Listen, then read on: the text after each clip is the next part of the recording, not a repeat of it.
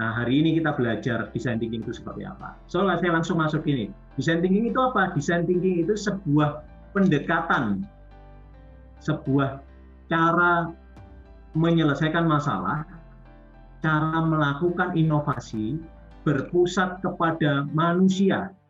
Ini kata kuncinya yang ditebelin. Berpusat pada manusia. Ya, berpusat pada manusia dengan mengadopsi, meniru cara desainer bekerja. Bentar, saya berhenti di sini.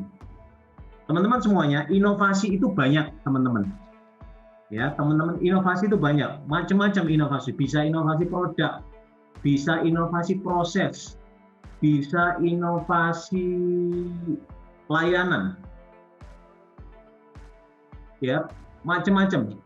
Kalau kita mau bikin inovasi, tapi design thinking itu di dunia bisnis, inovasi itu menjadi sesuatu yang biasa.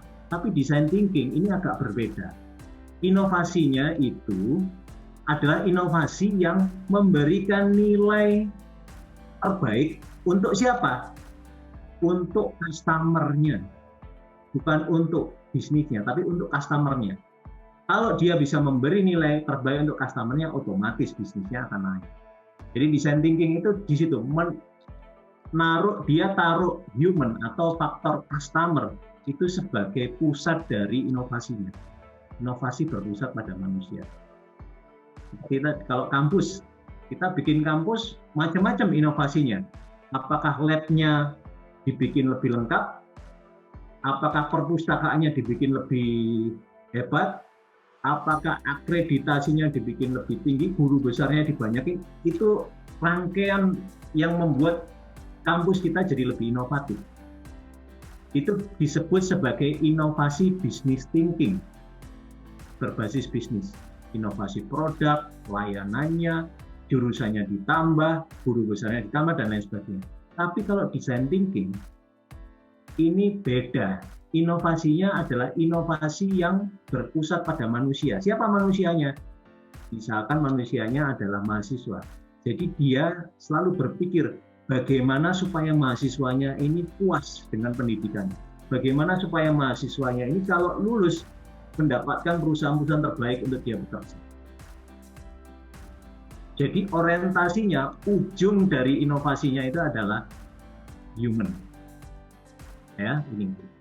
Dengan menggunakan cara desainer bekerja, mengintegrasikan antara kebutuhan dari customer atau people, human tadi itu, kemudian possibility of technology, jadi dia melakukan inovasi yang memang sesuai dengan kebutuhan orang, lalu secara teknis teknologinya itu bisa diterapkan, dan secara bisnis punya nilai yang tinggi. Itu design thinking definisinya. Nah, ini. Jadi inovasi ala design thinking ini adalah inovasi yang berpusat kepada kebutuhan manusia. Ya, inovasi yang berpusat pada pemahaman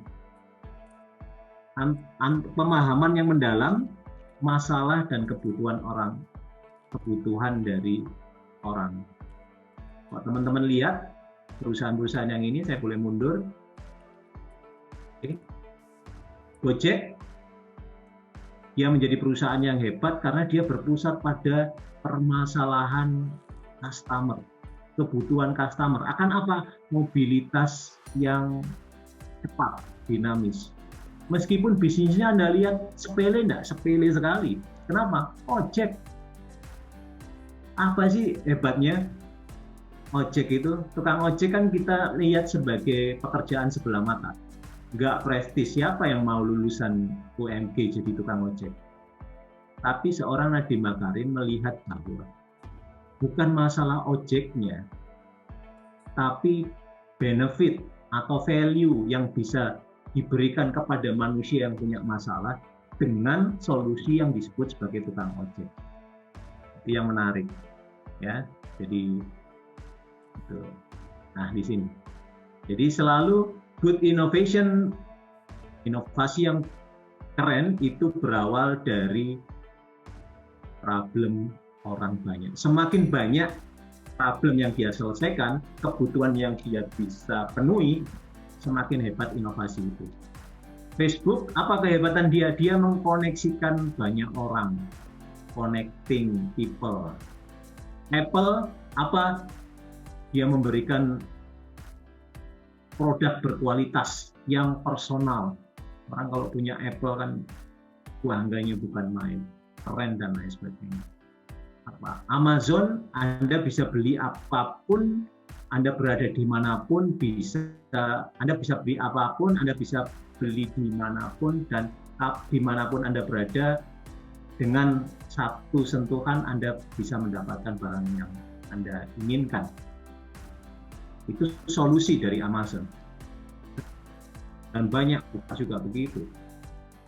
Traveloka, perjalanan sekarang menjadi lebih mudah dengan Traveloka.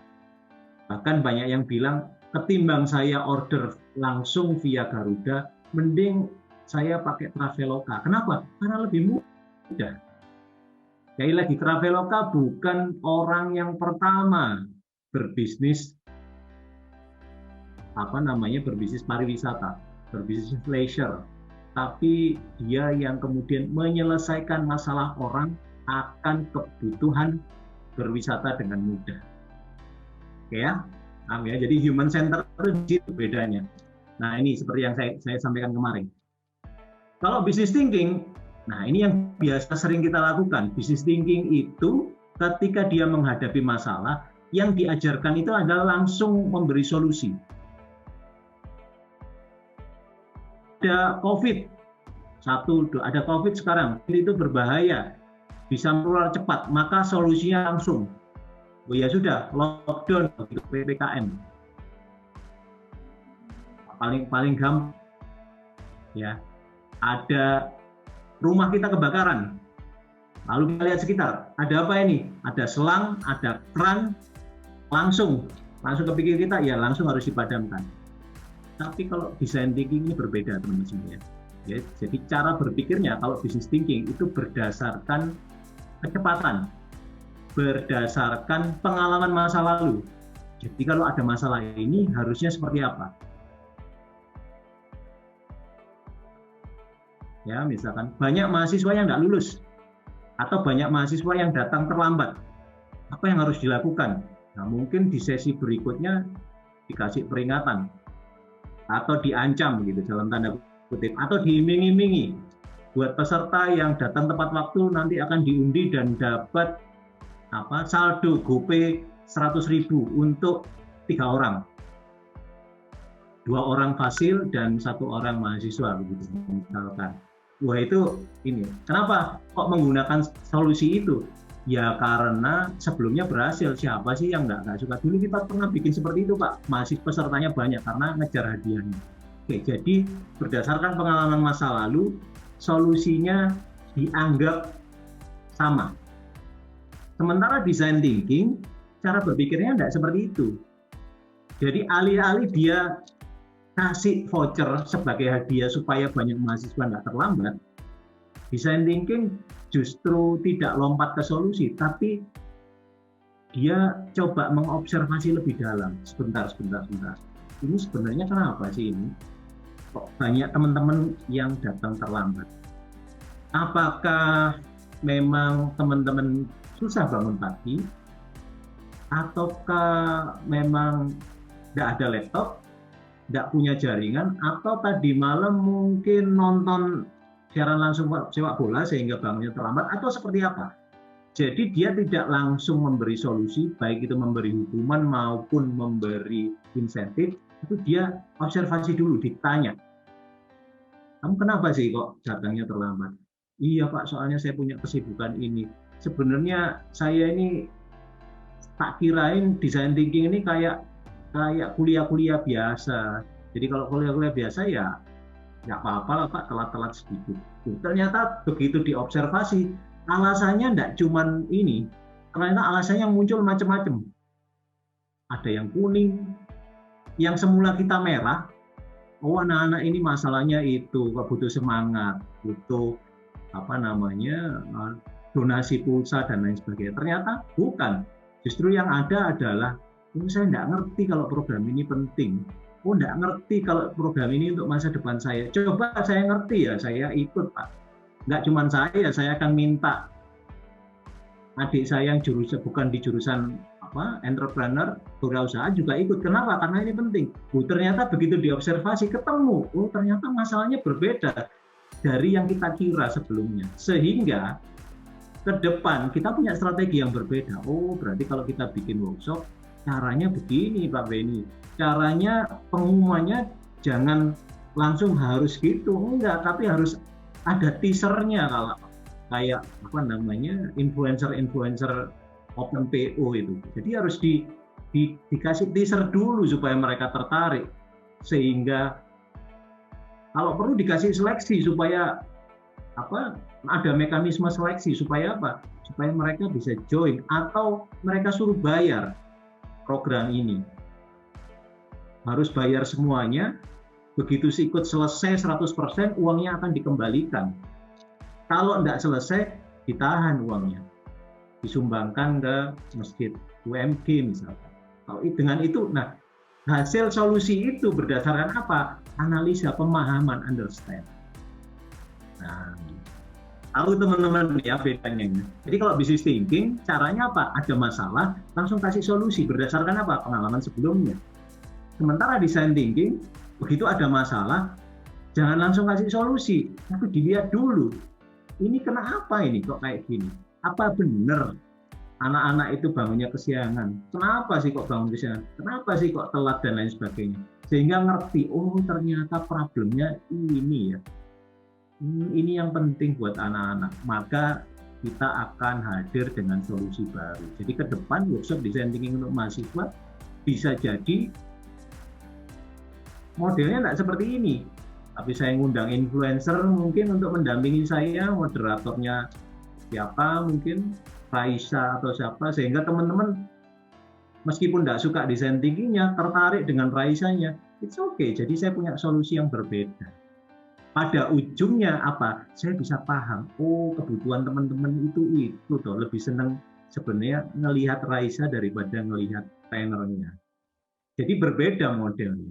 Itu disebut sebagai design thinking. Ini design thinking ya. Business thinking berdasarkan asumsi bahwa apa yang sukses di masa lalu akan sukses di saat ini. Sementara yang design thinking beda. Design thinking memang menggunakan waktunya lebih panjang. Kenapa? Karena prosesnya lebih ekstensif. Kenapa? Kita harus observasi dulu. Kita harus tanya-tanya dulu, kenapa kamu kok terlambat, kenapa kok kamu nggak ikut, kenapa kok kamu izin dan lain sebagainya. Padahal kan sudah komitmen di awal. Sehingga apa? Kita bisa membesarkan peluang untuk menemukan solusi yang tepat sasaran dan bernilai tinggi.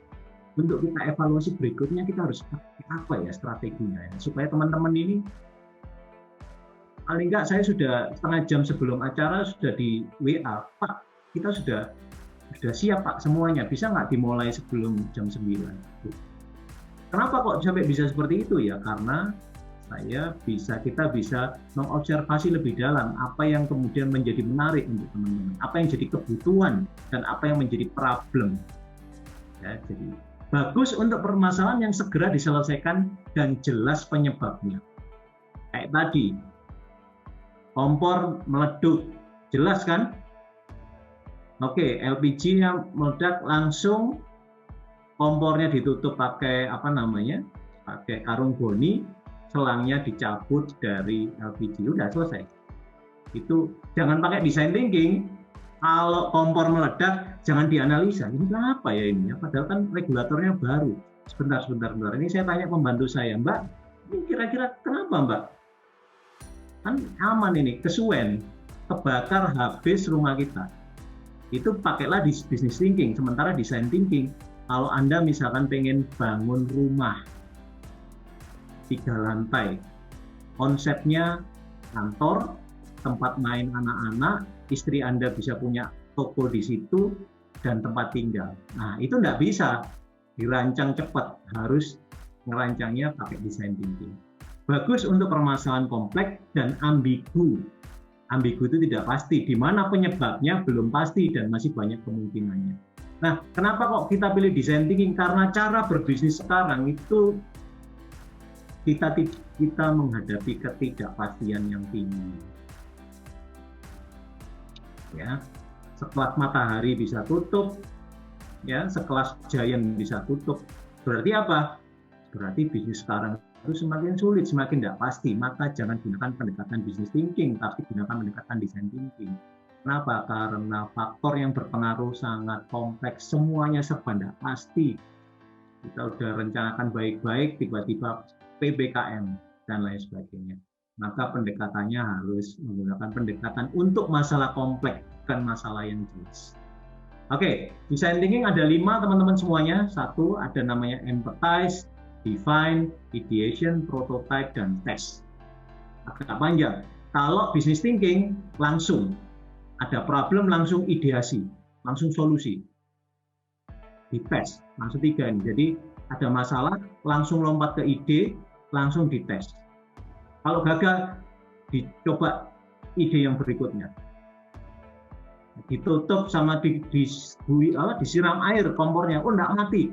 Apalagi pasir, apalagi tes lagi pasir, oh enggak mati. Apalagi tutup karung goni dan lain sebagainya. Selangnya di ini. Nah, modelnya seperti itu. Tidak ada empatinya, tidak ada pendefinisian masalah dan lain sebagainya.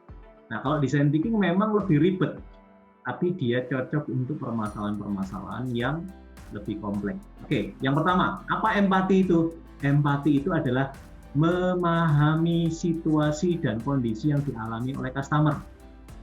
Jadi saya tidak bisa langsung kemudian merancang program training jam 9 sampai jam 3 tanpa saya melakukan empathize. Bisa jadi kita harusnya di awal melakukan empathize. Saya tanya, kamu kalau hari Sabtu kemana aja? Waduh Pak, bosen Pak, nggak kemana-mana online terus Sabtu itu ya mancing atau harus keluar lah. Nah makanya keliru kalau kita bikin workshop hari Sabtu. Kenapa? Karena kita melihat, oh ternyata teman-teman hari Sabtu itu mikirnya hari libur, mikirnya senang-senang, mikirnya bukan pelajaran. Jadi saya harus memahami dulu situasinya, teman-teman itu seperti apa sih keinginannya, apa sih keluhannya. Saya senang Pak hari Sabtu itu belajar, tapi ya jangan berat-berat lah Pak. Hidup kita ini sudah berat. Itu ya. Jadi saya harus memahami dulu, jangan langsung lompat. Kamu hari Sabtu besok ikut workshop ya. Ini kan udah kelihatan nggak tepat. Pendekatan yang kita gunakan, terus terang aja ini pembelajaran juga buat saya, kita menggunakan business thinking Pak Benny, bukan design thinking. Makanya kita salah mengira. Oh dikira anak-anak mahasiswa itu mudah untuk kemudian diundang via WA, besok ya Sabtu ini ya, udah absen dan mereka datang. Ternyata enggak, karena kita sok tahu customer kita seperti apa. Padahal yang harus dilakukan pertama adalah memahami situasi kondisi yang dialami oleh customer. Oleh teman-teman itu seperti apa. Kalau karyawan perusahaan gampang. Kenapa? Karena kalau nggak ikut workshop dipotong gajinya, didenda dan lain sebagainya. Jadi kan lebih gampang menghadirkan orang untuk ikut workshop itu, jangan dikira mudah. Kita pakai empathize. Setelah empathize, setelah saya tanya teman-teman, kamu Sabtu ngapain? Menurut kamu workshop itu pembelajaran online itu seperti apa sih? Oh seneng Pak. Senengnya yang mana? Seneng pada saat guyonan. Kalau pelajarannya ya kadang seneng kadang enggak. Nah saya bisa tahu gitu.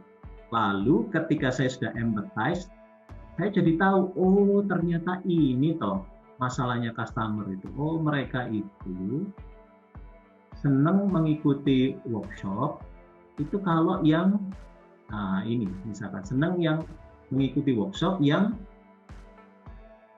durasinya tidak panjang. Kenapa? Karena butuh ini. Jadi saya sudah bisa mendefinisikan. Oh jadi bukan karena teman-teman nggak mau nggak workshop online, nggak suka kuliah online. Tapi teman-teman tuh kendalanya, saya ini nggak punya pulsa Pak, saya ini parkir broadband gitu. Oh ternyata itu, tak kira kamu itu anaknya bandel, nggak mau ikut yang seperti ini loh. Pengen Pak, tapi saya ini punya keperluan. Nah, jadi dari setelah saya observasi, saya paham. Oh ternyata masalahnya teman-teman itu ini toh yang jadi masalah paling krusial. Oke, paham saya. Nah, begitu kita paham, bisa mendefinisikan masalah paling krusial teman-teman, lalu saya akan mengumpulkan sebanyak-banyaknya ide solusi. Oh, jadi kalau gitu teman-teman nggak punya pulsa, apa yang saya harus lakukan? Berarti saya harus punya alternatif nih. Apa? Saya transfer pulsa dulu supaya ikut. Atau saya kasih rekamannya. Oh, berarti saya nggak usah ini ngundang, tapi saya kasih rekaman di YouTube supaya kamu bisa lihat di YouTube kapan saja, meskipun tidak hari ini, dan seterusnya. Terus apalagi, bisa jadi saya akan datang ke kampus, nggak online seperti ini. Kenapa? Karena teman-teman nggak punya pulsa.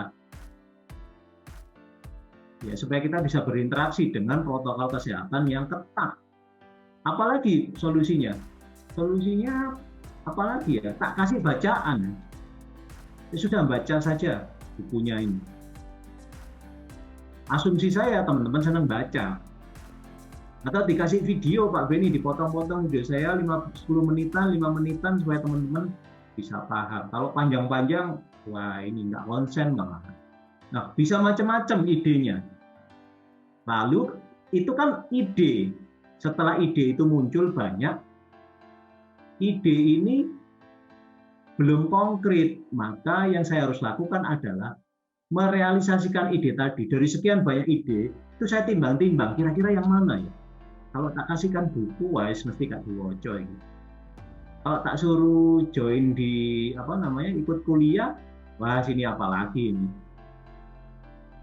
Nah, agak susah. Lalu ketemu, oh kira-kira yang paling pas teman-teman adalah dibikinkan video-video pendek 5 menit. Teman-teman kan TikTok generation, jadi video 3 menitan, mungkin cara delivery saya dibikin lucu, ada musiknya dan lain sebagainya, lebih cocok. Nah, itu kita wujudkan dalam bentuk apa? Prototype, membuat representasi solusi yang konkret.